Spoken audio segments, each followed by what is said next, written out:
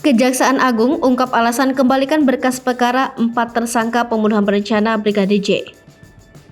Jaksa Agung Muda Pidana Umum, Kejaksaan Agung Fadil Jumhana mengatakan, pihaknya telah melakukan penelitian berkas perkara 4 tersangka kasus pembunuhan berencana terhadap Brigadir J.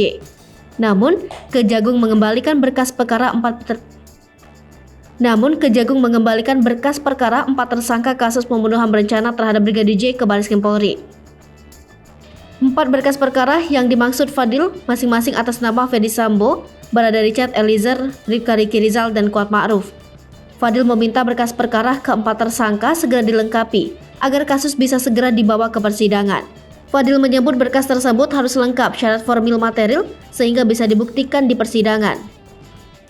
Pihak Kejagung sendiri terus intensif berdiskusi dengan penyidik Bareskrim agar kasus ini cepat dituntaskan. Fadil mengatakan, penelitian berkas dilakukan secara cermat dan hati-hati, sesuai KUHAP dan pasal yang disangkakan. Sementara itu, untuk berkas perkara atas nama tersangka Putri Chandrawati, Kejagung baru menerima berkasnya dari penyidik Bareskrim Senin 29 Agustus 2022 kemarin.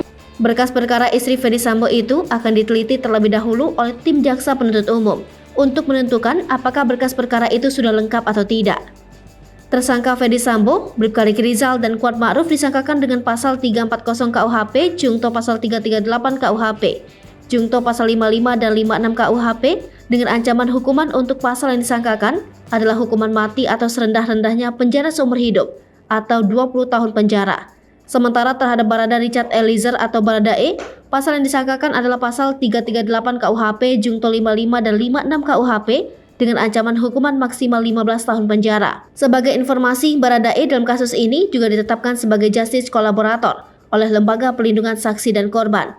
Sebab Barada E telah berani mengungkap fakta dugaan keterlibatan Ferdy Sambo yang memiliki posisi strategis di Polri dalam kasus pembunuhan berencana Brigadir J. Dalam kasus ini, kepolisian juga mempunyai tersangka kelima yakni istri Ferdy Sambo, Putri Chandrawati. Terhadap Putri, penyidik menyangkakannya dengan pasal 340 KUHP, Jungto pasal 338 KUHP, Jungto pasal 55 dan 56 KUHP.